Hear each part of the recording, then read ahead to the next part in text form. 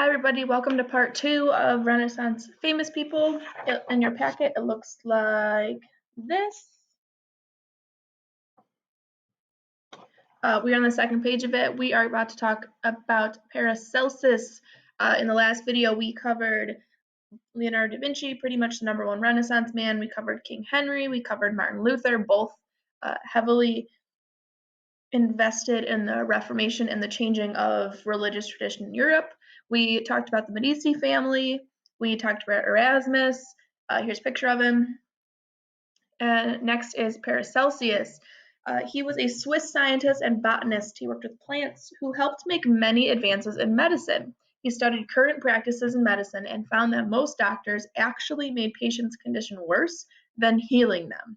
Okay, so for a second, think about in the times of the Black Plague, you would have someone go see a doctor and they would tell them to go sit by a sewer. How is that remedy going to help them? It's only going to make it worse. Back into the reading, his studies showed that certain chemicals and drugs could help patients to heal and get better. He also found that the environment and diet of a person contributed to their health.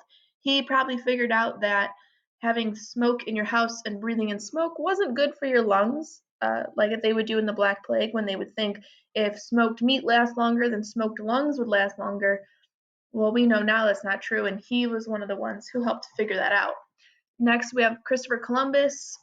Obviously, we all know Christopher Columbus living in America, but Columbus was a Spanish explorer who went to the Americas when trying to find the East Indies or Asia.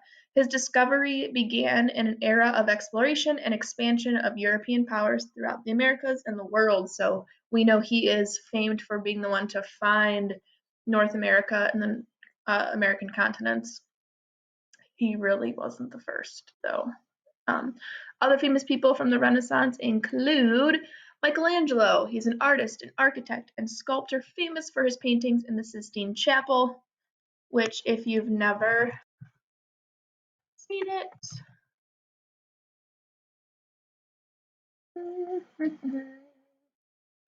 looks like this.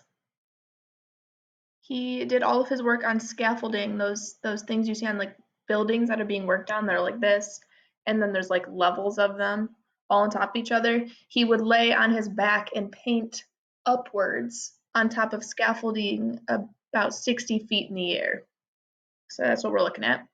We have next Johannes Gutenberg, inventor of the printing press. So exciting. We can now print paper, multiple papers and books at a time. And I can't imagine this packet without the printing press. Joan of Arc is a peasant girl who became a military leader in France. She was burned at the stake for being a heretic at the age of 19, so she was a leader. A heretic is someone who is breaking the rules. Mehmed II, leader of the Ottoman Empire, he conquered Constantinople, putting an end to the Byzantine Empire. Not too important for what we're learning. Vasco da Gama is an explorer who discovered a sea route from Europe to India by going around Africa. He went down past the tip of Africa. Dante, he wrote the Divine Comedy. It's an important literature, but not too important for class. Shakespeare, we've talked about, playwright. We even read a Shakespearean play about Julius Caesar in the beginning of the year.